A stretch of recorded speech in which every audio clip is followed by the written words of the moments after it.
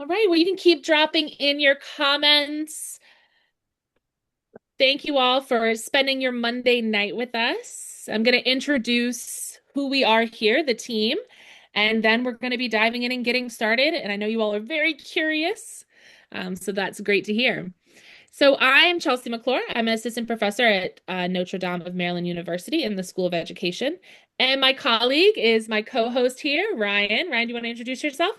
Hi, I'm Ryan Schaff, Associate Professor of Educational Technology and Chair of the Advanced Programs here at Notre Dame. And I am just letting everybody into this Zoom area. Thank you, Ryan. So as you all have decided to spend your Monday with our pop-up professional learning today on designing dynamic resources for K through 12 classroom with Notebook LM. This is hosted by the eStream Learning Lab, which was generously funded by the Maryland Center for Computing Education. So our mission here is to bring digital tools and technology in an accessible way to the community, to teachers, just to provide a little background and knowledge for those that may be curious about these resources. So we're glad you're here to learn about this.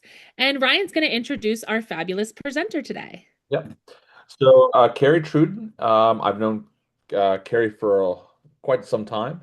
She's a veteran educator with 26 years of experience, currently serving as a resource teacher for Howard County Public Schools in the Office of Instructional Technology. She specializes in developing PK through 5 curriculum for digital citizenship, AI, and computer science, while also teaching graduate courses at Notre Dame Maryland University. She's a frequent CSTA presenter and a member of the Maryland Computing Education Steering Committee. Carrie holds an MS in Educational Technology and doing her library media certificate. Outside of work, she enjoys reading and spending time with her family. So take it away, Carrie. All right. Thanks, Ryan. Thanks, I'm Chelsea. stopping sharing, so let me stop sharing.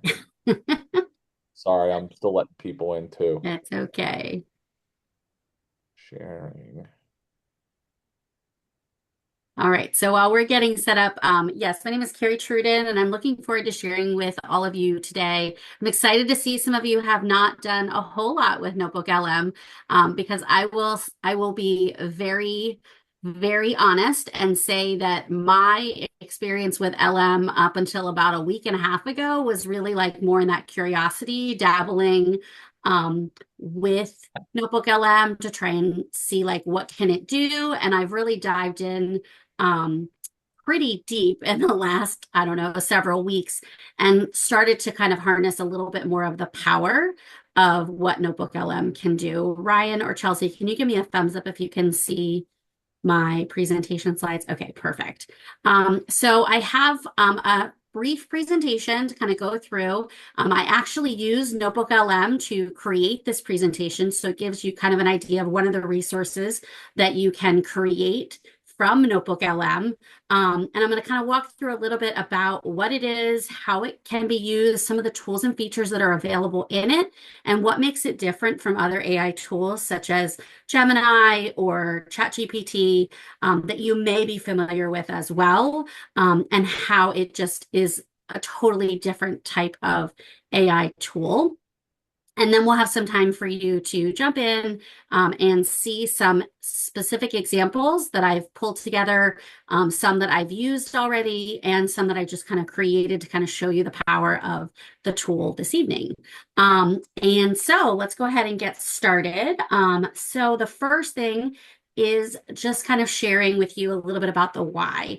A lot of times the curriculum that we're given from our school system or that we kind of gather, a lot of those materials are dense, they're static. There's just a lot of content that we have to share with students, but our students today are very different than the students that we had even 5, 10, 15, 20 years ago. Our students are more diverse, they're more dynamic, they need different types of resources than just static documents. And so Notebook LM really helps you to create those resources without a whole lot of extra time and energy and cognitive load on you. So when you think about general AI tools, they basically, when you go into Gemini or Magic School or a lot of other different AI tools, and you ask it to help you curate something, create something, build something, answer questions, it is basically pulling information from anywhere on the internet that it can find within its data set. It does make things up. It does hallucinate from time to time. It does guess often as to what you're looking for and what type of information it thinks you might want. And that is kind of how it works. And for the most part, if you're good at defining what you're looking for, you can get some really good results from a general AI tool like Gemini. However, NotebookLM is a little different in that when you add sources to your notebook, it will only look within those sources that you give it. So you are basically curating resources from a very static list of sources. And those sources can be anything from websites, PDFs, videos, audio recordings, a wide variety of different tools and sources can be uploaded, but it will only look at those sources when it is curating information for you. It's been too long. So thinking about this in terms of what does it look like in the classroom, we're basically moving from that static classroom of text worksheets, everyone with that one reading level, those AI prompts that are like, hey, trust what I give you, and hours of manual creation of resources.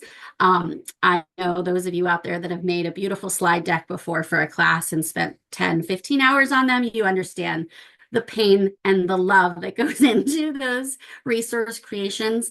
But in NotebookLM, it really allows you to transform that into more of a dynamic classroom. The resources allow you to have audio, video, visual, interactive outputs. There's also language translation. You can age appropriately level resources based on your students, what their needs are. There's also, for those students that are using it as a research tool, there are clickable inline references that are included in there. So you know exactly where NotebookLM pulled that information from on your source list. And then it also will create instant AI generated resources for you that you can take and use in your classroom with very few hallucinations. It's not perfect, but it's pretty close. So a couple of just kind of steps in how this works. One, it's like a knowledge funnel. You can throw all of your sources into your notebook. So you can load things like your syllabus, textbook chapters, primary sources, your education standards directly into your notebook. And then you can output a variety of different items. Now, within your Google account, NotebookLM is a Google service. It really depends upon what type of Google account you have, which will determine how many notebooks you can make, how many sources you have in that notebook, how many words per source you can have, and then also how many items you can create in a day. So it will vary from plan to plan, but typically the standard plan for NotebookLM is you can have up to 100 notebooks, 50 sources, and then 500,000 words per source. So you can see that could encompass a lot of content in one notebook.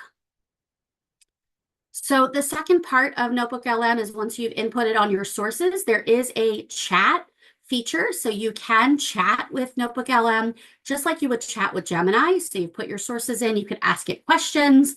Like this example here, it talks about the verifiable citations within some of those sources as well. But you can ask it to, hey, explain for me photosynthesis like I'm 10. And it will then explain it for you in that manner. You can ask it questions. It will also give you some guiding questions, which is also helpful too. If you've added resources and you've it will review the sources and also give you some prompts of some ways to kind of think a little bit deeper about what you've included. And then step 3 is the studio. And this is really, for me, the most powerful part of NotebookLM. So you put in your sources and then you have infinite learning pathways. So again, you have audio, you have video, you have visuals, mind maps, infographics. There's also options for quizzes, flashcards, and a variety of other tools that you can use. Like my daughter is 15, she's taking APUSH right now. She has a test in 2 weeks. We basically took all of the videos that she has used to help her review all of her chapter outlines, threw them into Notebook LM, and it created flashcards and quizzes for her to take to kind of help her to prepare. And then talking a little bit about these individual tools within the studio. Audio, it will create basically a podcast for you, essentially, where two hosts will debate and synthesize and summarize what you ask them to do. You can give it specific things to focus on. You can also now, interactive mode just started this week. Every week, I feel like they're adding new things. You can now pause it in the middle and ask it a question. So I was making a video today, which I'll share with you in a minute, or a audio recording earlier today. I asked it, I'd like paused it in the middle and I was like, hey, can you tell me when this is happening? And it went ahead and told me like the timeline of when that, it was about the Freedmen's Bureau. So it stopped and it told me the answer to my question and then continued on with the podcast. You can also make video overviews in a variety of different formats, different lengths, whether you want it detailed or you want an explainer video, which is long, or a brief video, which is shorter. And then you can download those as MP3s, MP4s, and then put them right into your LMS or into YouTube, or upload them into like a Google Drive for people to view, which is what I did for this evening. There's also that visualizing concepts and testing. So it will create mind maps that are interactive where you can click and continue to jump directly to the exact information. You can also create infographics in a variety of different styles. And then also the quizzes and flashcards, which I talked about just a second ago. And you can even have it generate information that if a student gets it wrong, explaining why they got it wrong or why they got it right. And it says you can export them directly to Quizlet or Know It. I have not tried that, and I don't know how to do that myself, but I'm going to trust that it is pulling this information from somewhere that is knowledgeable, because it was using resources that I gave it. It's just not a thing that I have tried yet, but there's always tomorrow. And then just kind of reminding us of just the different needs of our learners. We have learners who are auditory. We have learners that are visual. We have learners that are active. We also have deep researchers, those kids that want to dig deeper. And Notebook LM really provides for you lots of different resources that kind of meet a variety of learner needs. Also talking about language and reading levels, it will translate into, I want to say 50 plus different languages. I have an example of that. And you can also tell it to level the text or the resources to a specific grade level band. You can give it information such as, I want it to be fun and colorful, or I want it to have this theme. And you can really make it meet the specific needs of your student. I'm thinking about some of those special ed students that we have that have very specific things that they really gravitate towards, like those students that really like superheroes.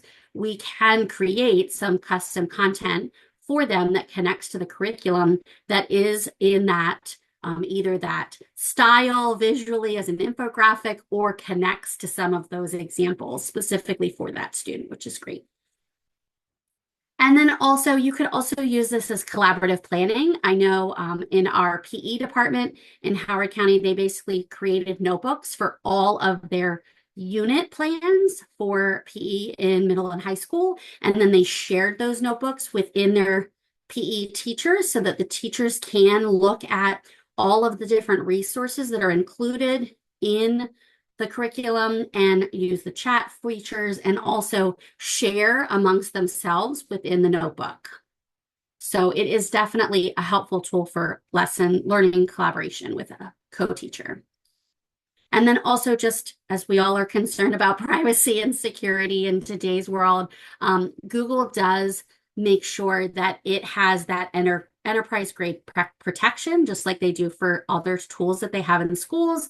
And then it fully supports that FERPA and COPPA that we have to connect to. And then there's also guardrails, which we have tested out for students under 18. It is a service for 13 plus student wise. And then it does have guardrails to prevent inappropriate responses and also giving the student, like, it won't, again, like Gemini, it will not give students like medical advice. It will tell them you need to go and talk to this person, a counselor, or, talk with your teacher, things like that. And it really works on reliability over hallucination. So that's a lot of like big overview about Notebook LM. The next thing I wanted to do was kind of talk through just how to get into it, how to create a notebook, and show you some examples of how it functions. And then that way, if you have any questions while we're kind of going through, you can feel free to drop them in this chat. Ryan and Chelsea will kind of monitor that and let me know if there's specific things. And then we can move on from there. Chelsea, you had your hand up? Yeah, we do have a question in the chat. Okay, perfect. Do shared notebooks also allow for private content that you specifically curate within a shared notebook? So when you say private content, if the source would then be shared with everyone that you shared the notebook with. But it would be similar to when you share like a Google Doc, you can give them viewing rights or editing rights. Does that answer the question? Hopefully. I asked the question. I'm sorry. Carrie, sorry. She's causing trouble already. I'm so sorry. No, what I'm saying is, like, if you shared a notebook with me, could I curate my own thing attached to that notebook just so I could use it as a resource, but it's my private content that I curate, but nobody else that you shared it with can see it? I see what you're asking. So let me jump in and I will answer that question when I get into the actual notebook, because I know exactly what you're asking now. Hey, Carrie, I had one question. So Yeah, Anne go for it, Ryan. asked, after we started using Notebook LM with staff, there was an update that allowed access to sources beyond those curated. Is that the same? Is that kind of like in the same ilk of question? So you can add sources, like you can search for sources now within there. I think that's what they're alluding to. Yeah. It will not look for sources unless you tell it to. Gotcha. And did that answer your question? Anyway, I'll monitor the chat. Yes. Okay. Yes, Perfect. it did. I guess I'm just a little concerned as we look at our students using it, that it's not a closed environment anymore. Yes, I 100% understand that concern. We have not in Howard opened up Notebook LM for students because we're still just kind of exploring how it functions and whether it is as private and secure as they say it is in a student world. But my experience has been that it has not searched for sources outside unless I have told it to. All right. So Notebook LM is, as I mentioned, a tool within Google. So let me see if I can get my chat open. Here we go. So it is a Google tool. So you do need to have a Google account to access Notebook LM. You can get to it from the link that I just put in the chat, or if you have a Google account, when you're logged in, you can go to your little waffle on the far right side, the Google app, and it basically looks like a black three arched kind of rainbow. And if you don't see it in your apps, like mine is all the way towards the bottom, you can keep going down and select more workspace apps, and it will then, you can then select it from there, and then it'll add it up to your list of apps that you use. So it will bring you here to basically, this is what we call the dashboard of Notebook LM. And basically what you'll do is you will select create new notebook. and that will open up a notebook for you to kind of work with. So the first thing it's going to ask you to do is to add some sources. So I can then go ahead and either search the web, or I can search my drive for sources that I have and that I want to use. And then I can also choose, if I'm searching the web, how I want it to search the web. So there are options for both fast research and then also deep research. So deep takes a little longer, but it's a little, it's more finely tuned and more curated, I guess, in a more, I don't know how to put it. I find that sometimes the quality of resources in the deep research tend to be a little bit better than those that I get from fast research. I kind of almost think of it as fast research as like those first 10 hits when you do a Google search, whereas deep research is where it's really digging in and looking like pages deep to find what it is that you're truly looking for. So you can search for a topic here, and then search for things. So like, for example, I'll just do photosynthesis. See if I spell it right. And then just going to press the arrow then. And what it's going to do is it's going to go ahead and research some websites. On the left side is where all my sources go. So you can see that it's searching. It did a fast search. So it will show me some of these sources. And then I can select view and pop them out and view them to see exactly what those sources are. That way I can verify that these sources are in fact sources that I want to use in my notebook. Let's take it a minute. There we go. Opening document. There we go. So here we have molecular mechanisms of photosynthesis. And it looks like this is a large document, 30 pages, all about photosynthesis, but you're going to review those sources. And then here you'll see there's little check marks there that I can pick and choose which sources I want to import. I'm going to go ahead and just import all of them for the purpose of today. And what it's going to do is it's going to add those sources here on the left. And then once I've added sources, I can even pick and choose what sources I want it to talk to or to examine when I'm asking questions. So this kind of gets into Stephanie's question about, like, if I share a notebook with someone, is what I'm doing within the notebook private? This chat section in the center is where you can start to ask questions, ask it to create things. And this chat is specific to you. So if I shared this notebook with Stephanie and I have a whole list of chat items, she would not be able to see what I was chatting with. She would only be able to see the sources here on the left in the notebook. If I've created anything in the studio, I believe also the studio content is not there also. If I remember correctly, I will double check that though. But basically this chat area is where I can say, can you create for me a slide deck presentation outline for 10th grade biology? And then what it will do is it will then look at, yes, definitely copyright. I see Kathy's question there about copyright. Anything that you're using within Notebook LM, just like any other source that you're going to use in anything, it's always a wise decision. You have the source here on the left to make sure that that citation makes it into whatever you're creating at the end, or that it is included in some type of works cited. So what it does here is it's now created this presentation outline. They only save within the notebook, Lori, unless you download them to your drive. So it gives me basically a slide outline. This is the title of the slide. Here's a subtitle. Here's some suggestions. And then this is where we can see those inline citations, like what we talked about, how I can see now here is the source that it wants to use. And I can view the source over here in the source guide to see this is the images that it is going to then pull into that slide.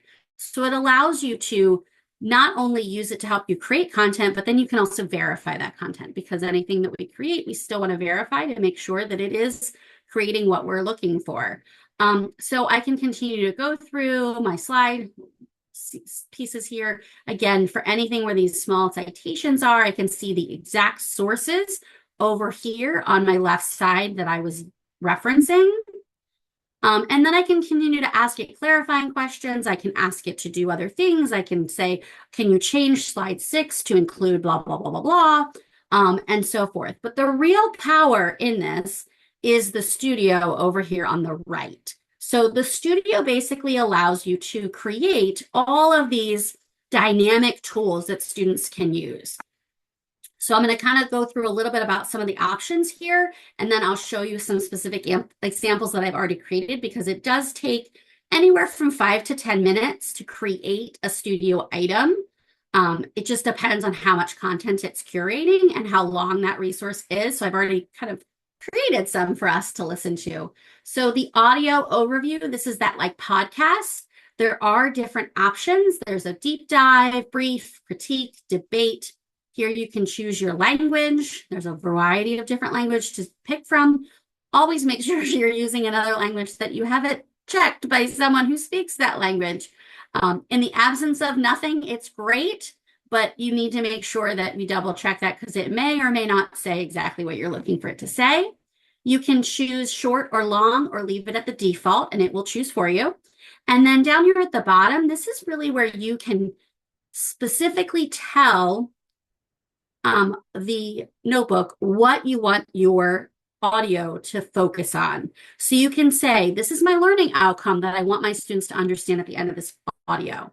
This is what students will have to create at the end. So please make sure you hit on these 5 points within the podcast. And then you just click on generate and it makes that audio for you.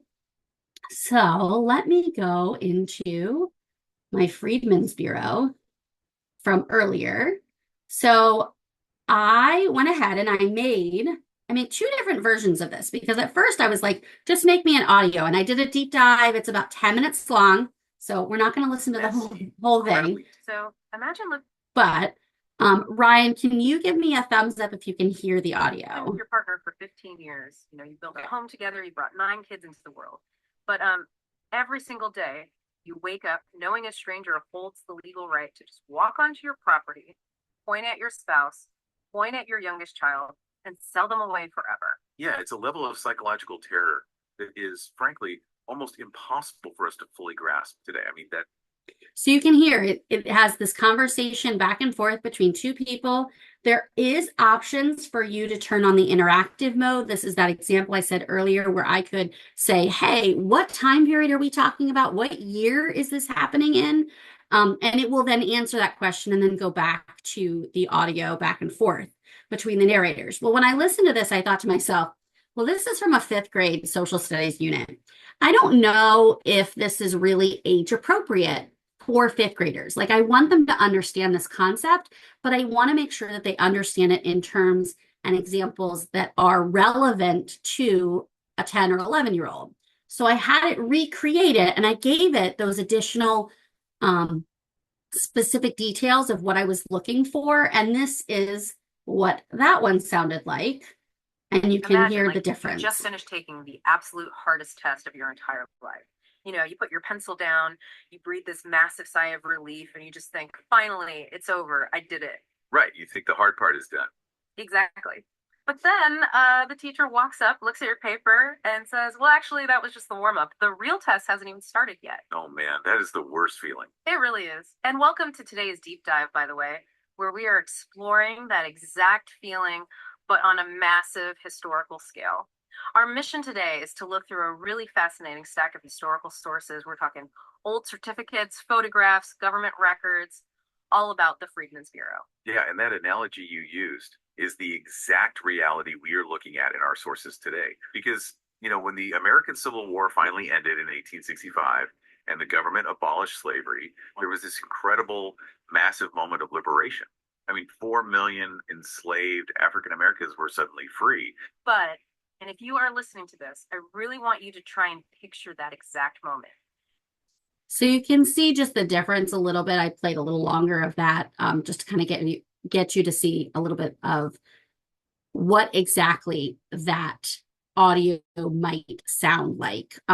So those are some of the audio options that you can create. This is also great if you're like a grad student and you have a really long paper that you need to read. I have done the deep dive, downloaded it as a podcast, listened to it in the car on my way in. You could also put in a bunch of different articles and sources and ask it to analyze or synthesize those pieces of information for you in that chat, and then create that auditory piece as a synthesize of all the most important pieces of the resources that you provided. So the other options within the studio is I'm going to go to video next. The videos are my favorite. I do these a lot. These are great for like parents when you want to give an overview of a unit that might be coming up, or even brief videos for students about a topic. Maybe you taught it during the day, but you want to have like an explainer video for them in your Canvas course or Schoology or whatever your LMS is for them to refer to at home with their families. That is perfect, a great way to use this. Or if you just want to synthesize things for kids to access it in a different way. So within the video, you can do the explainer or you can do brief. The explainers usually are between 7 and 10 minutes. The brief ones, and sometimes longer. And the brief ones are typically like under 3-ish minutes. Again, you can choose the language, and then you can also choose the visual style, and they are consistently adding new visual styles every week. So you can see, you can have it auto select. You can create your own custom style. I have not played with that very much yet, so I'm eager to kind of explore that one. And then there's also classic, whiteboard, kawaii, anime, watercolor, retro print, heritage, papercraft. And like I said, they are continually adding new ones all the time. And again, you have that, what should the host focus on? And then you also at the bottom, you can select generate. I'm going to go into a different notebook to show you an example of a video, what those videos might look like. So this is from a World War II US history class. So let me, hold on. There we go, and full screen. So I did this in Papercraft, was the choice that I did, and I think I did a brief. So you can see it's 2 minutes and 44 seconds. So let's talk about America in WW2. It's the conflict that really changed everything for the nation. This quote really nails the core conflict, right? Fighting for freedom overseas while facing deep divisions back home. You see, in the 30s, America was focused on the Great Depression. They wanted nothing to do with another war. But, as you can see, a series of steps slowly but surely pulled the country closer to war.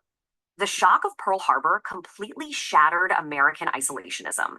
Overnight, the country was united for war. So how do you build an arsenal of democracy? You get business on board by guaranteeing.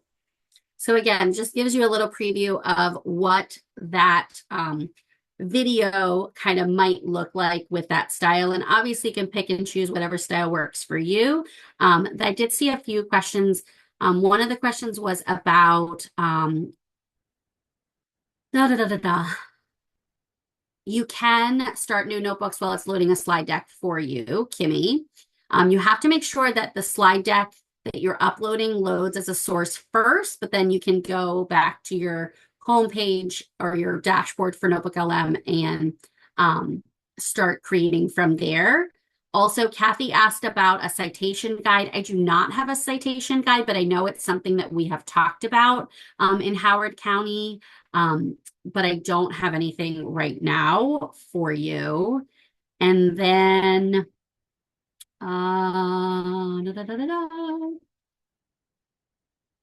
yes, so right now there is not a way. Heather asked about, is there a way to edit your video once you've created it? Right now there is not. However, I will tell you, earlier this week there was no way to edit a presentation, and now all of a sudden there is.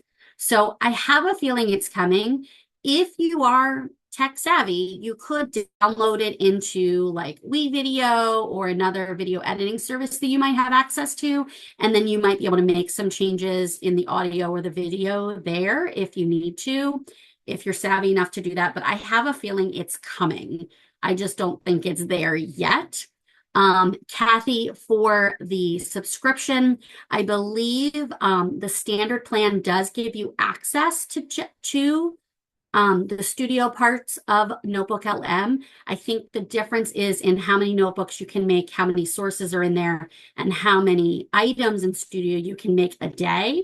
I want to say for some plans, you can only make 3 items a day, because when I started several weeks ago, I could only make 3 infographics a day. So I made 3 day 1, I made 3 on day 2 because I needed to make 7. So yeah, so I think it just depends on what your Google plan is. Yes. Okay. So that's just a little bit of some examples of the video options. The other thing that I've been using for a lot is infographics. So one of the things I work with elementary students with the ISTE standards. And if you've ever seen, well, I mean, any standards, the standards themselves are very text heavy. They're not written for children in any stretch of anyone's imagination. So I really wanted to create some posters or some infographics about each of the ISTE standards to allow students to kind of dig in a little deeper with what that standard is. So I went through and I basically uploaded the ISTE standards in here, and then I started using the chat. You can see my chat here. Create an infographic. I told it I'm making it for kids in elementary school. I want it to be student friendly. I want it to have a cartoon style, and I wanted them all to kind of connect to one another so that they were all similar in style and feel. So this is just some of the graphics that I had it create. So this is for, I think, Global Collaborator. So it's Be a World Team Player. The Creative Star. So it talks about, being a creative communicator within the ISTE standards. So again, we can see like kind of those 4 big key ideas, and then your text about what it is underneath. And also kind of looking again at these infographics is like, even in this Freedmen's Bureau, I went in and made an infographic about that, which is right here. So you can see kind of connecting to that video that I shared and the audio. Here's an infographic that kind of talks through what those resources are in that infographic.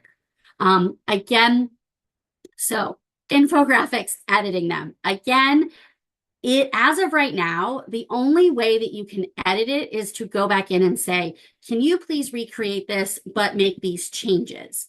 And sometimes it will get you close to what you're looking for. Other times it will not. So you have to kind of it's kind of a trial and error. You will be able to keep the ones that you've already created. Sometimes you do have to just take it into Photoshop and make those minor tweaks on your own, which I had to do for one. But I'm sure as this technology continues to advance, there are going to be more and easier ways to change colors, change themes, edit text, and so on. Another option I wanted to share, this is an example from one of my colleagues in Howard County, Connor Thaxton. He shared with our group, basically, he teaches, our technology teachers teach, anywhere from up to 500 kids in a week because it is a related art. So he was struggling with having to manually grade and give feedback to all of these students at one time. So he used Notebook LM to upload some of his, basically his students answered a Google form where he then was able to strip out the student names because we wanted to maintain privacy of student personally identified information, PII. So what he did was he had students submit open-ended response in Google Forms, and then he basically was able to pull that into a Google Sheet. And then he used a notice, note, name strategy that we used for some of our feedback professional learning.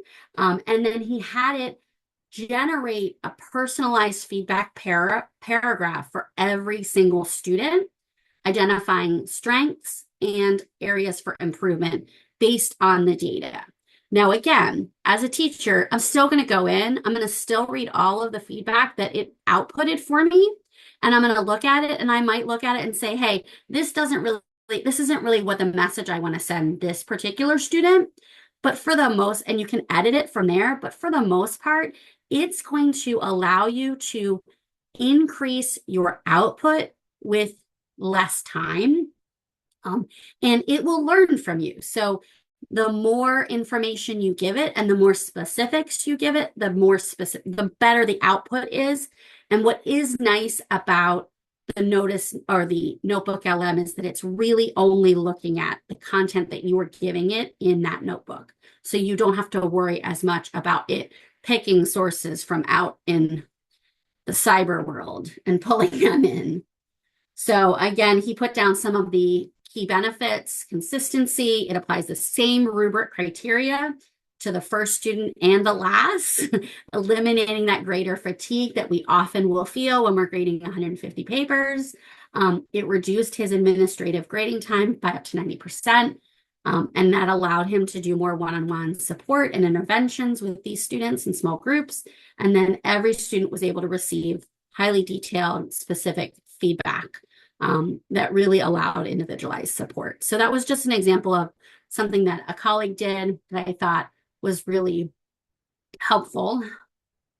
And then the other thing I wanted to share, because I know we're running low on time, is the option for videos in other languages. So we had a family academy about our AI program in Howard County and what we're doing in our framework. So we created an AI in the classroom explainer using several sources here, all about AI. And then I had it make that video in Spanish. So we can see here. Vamos a analizar la nueva guía sobre inteligencia artificial en los colegios del condado de Howard. La IA es una realidad y por eso se ha creado un plan para usarla bien, con ética y eficacia. Este marco, en esencia, establece las reglas para que el uso de la... So for those of you who are fluent in Spanish, that gives you a little bit of a taste for what that video might look and sound like in another language. So that's an option as well. And then the last few things I wanted just to show you a little bit about the other types of resources. So looking at a slide deck, the slide deck that I created for this presentation that I shared with you, I did make in Notebook LM. I uploaded a few resources that I felt were good resources that had lots of ideas and support of how to use Notebook LM as teachers. And I also included the flyer that Ryan made and sent out, included that in there as well as the source. But this is just an example of flashcards here. Hopefully it will, oh, no, hold on. So there, it will give you, you see there's 115 flashcards here. What was the primary goal of the League of Nations as proposed by Woodrow Wilson? You can flip it over. You can say yes or no, I got it right, or I got it wrong. And it will then allow you to kind of flip through your flashcards. It will also give you the option at the bottom, good content, bad content. So if you're, find things that are not what you're looking for, you can always mark it as a bad content and it will learn from you from that. And then the other one was a quiz. So it will give you a complete quiz for students, 10 questions. I can tell it how many questions I want. I can give it all kinds of additional information. What was the primary reason the Kellogg brand pack of 1928 failed? To prevent future international conflicts. I have zero idea, so I'm just going to say B, not quite. And then it will tell me here, this is the right answer. And again, for this, it gave me some additional details.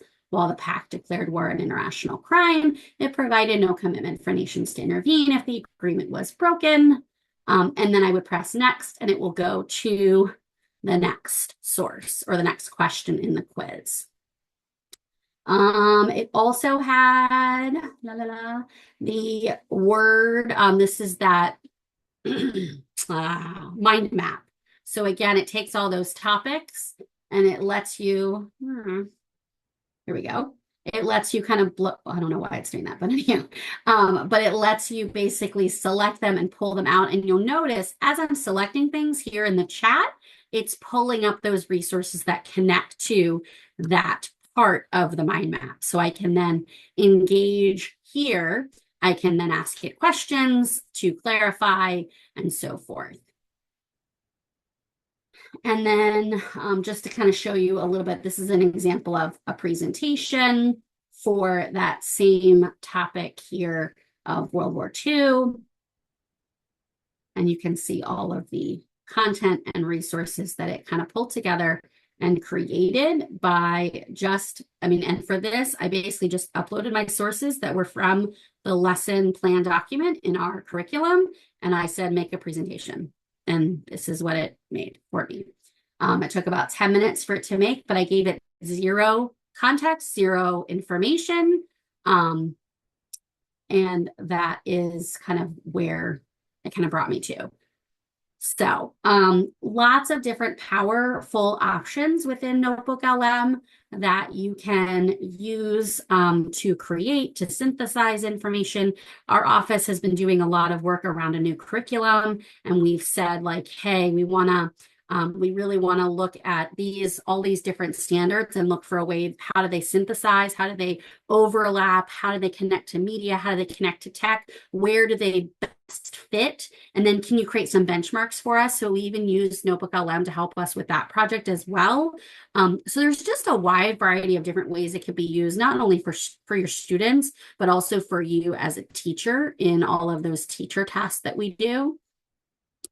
So Kathy asked, do students need access to Notebook LM to view or interact with the things the teacher created within the studio? So if you create a video or an audio or an infographic or a slide deck, those items, I believe, can all be downloaded, and then you just put them into Google, Canvas, whatever your tool is that you can then share resources with your students.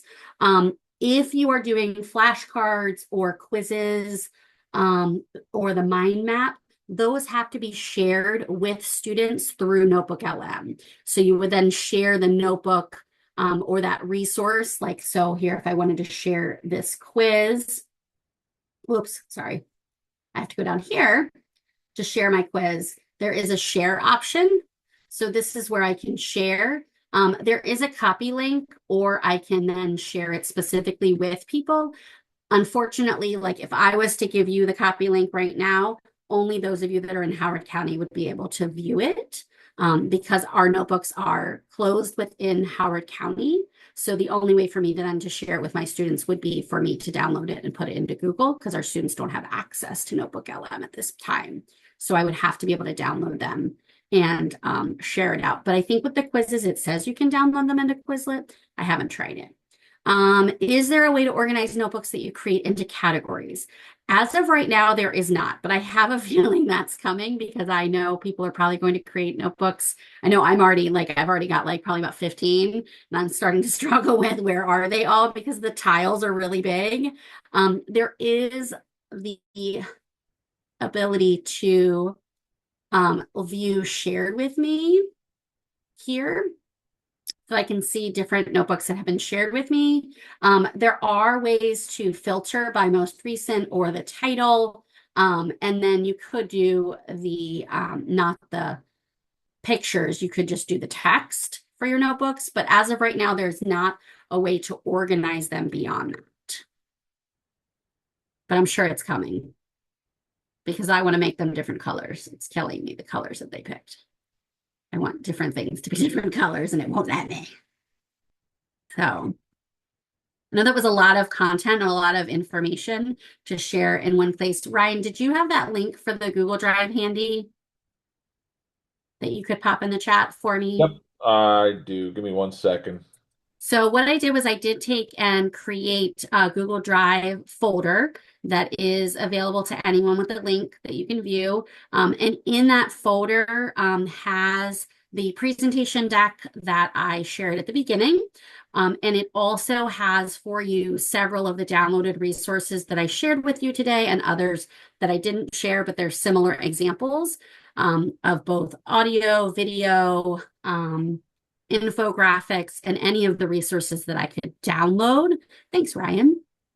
So feel free to bookmark that for you to access.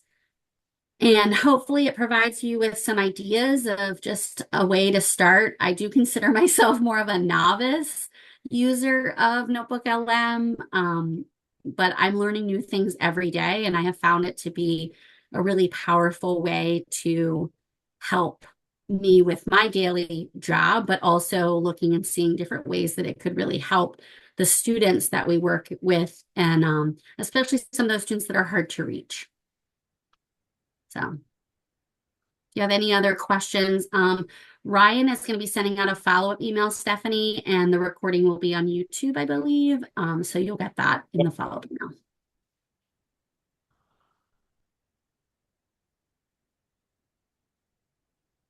Thanks, Kimmy.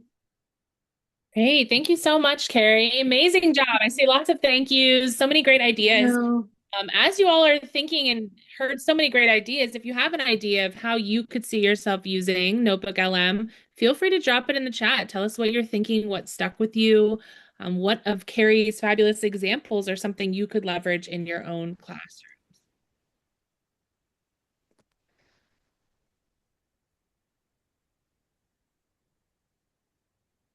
Yeah, so much to play with. You're right, Sonia. Thanks, Stephanie.